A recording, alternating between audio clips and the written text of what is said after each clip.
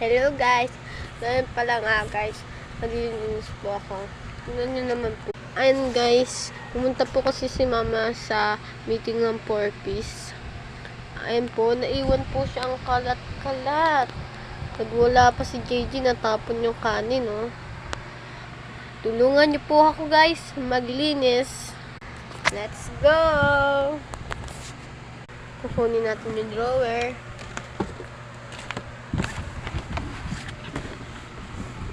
Siyempre, ligpit na natin to isa-isa.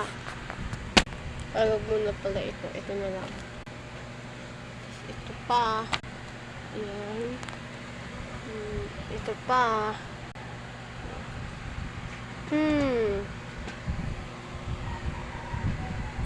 Huwain natin ito. Ayan.